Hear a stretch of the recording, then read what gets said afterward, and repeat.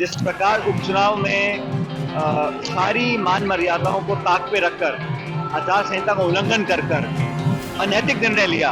चलते चुनाव में भाजपा के उम्मीदवार को आपने शपथ मंत्री पद की दिलाई, लेकिन जनता बहुत समझदार है, प्रलोभन में दबाव में आने वाली नहीं है। और क्षेत्र में जब हम प्रचार कर रहे थे तब ऐसा लग रहा था कि जनता कांग्रेस के साथ है। सरकार बनने के बाद क्या किया? नौकरियां खत्म कर रहे हैं, योजनाओं के नाम बदल रहे हैं, और जो सरकार का गठन में समय लगा, मंत्रिपरिषद बनने में समय लगा, डिपार्टमेंट बांटने में समय लगा, आप समझ सकते हैं कि सरकार जिस उम्मीद से जनता ने वोट दिया था उसको पूरा करने में कामयाब नहीं हुई। अभी बहुत जल्द राहुल गांधी जी अपनी यात्रा शुरू कर रहे हैं 14 तारीख से मणिपुर से, भारत जोड़ो न्याय यात्रा। मैं समझता हूँ इस यात्रा से हम सब लोगों को बहुत प्रोत्साहन मिलेगा और देश भर के कांग्रेसजनों को और आमजनों को जुड़ने का मौका मिलेगा। मणिपुर वो क्षेत्र है जहाँ पर इनकी सरकार और प्रधानमंत्री जी झाँक कर देख नहीं रहे। लंबे समय से वहाँ पर अत्याचार हो रहा है, लोग परेशान हैं, दुखी हैं। इस माहौल में राहुल गांधी जी वहाँ जा रहे हैं, हम सब उनके साथ जाएंगे और यात्रा का शुभारंभ करेंगे।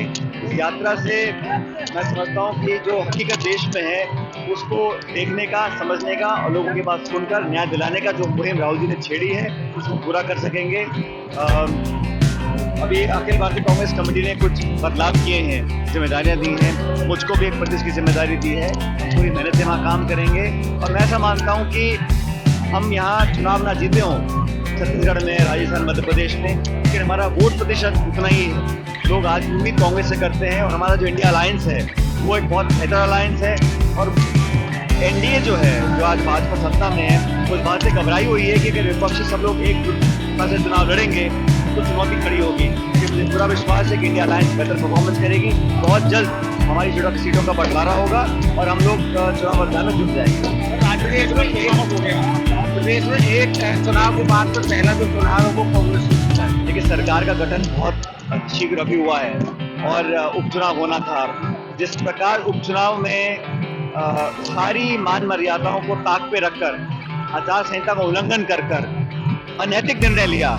चलते चुनाव में भाजपा के उम्मीदवार को आपने शपथ मंत्री पद की दिलाई, लेकिन जनता बहुत समझदार है, प्रलोभन में दबाव में आने वाली नहीं है। और क्षेत्र में जब हम प्रचार कर रहे थे तब ऐसा लग रहा था कि जनता कांग्रेस के साथ है और हमारे उम्मीदवार रूबी गुन्नर जी को जो बड़े बहुमत के साथ ये दिलाई है वो एक झटका भी है और सरकार को सावधान करने का जनता ने मन बना लिया।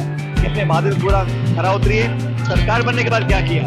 नौकरियां खत्म कर रहे हैं, योजनाओं के नाम बदल रहे हैं, और जो सरकार का गठन में समय लगा, मंत्रिपरिषद बनने में समय लगा, डिपार्टमेंट बांटने में समय लगा, आप समझ सकते हैं कि सरकार जिस उम्मीद से जनता ने वोट दिया था उसको पूरा करने में कामयाब नहीं हुई। ये बहुत जल्दी है, लेकिन ये उपचुनाव के परिणाम दिखाते हैं कि जनता, नौजवान, किसान कांग्रेस के साथ है।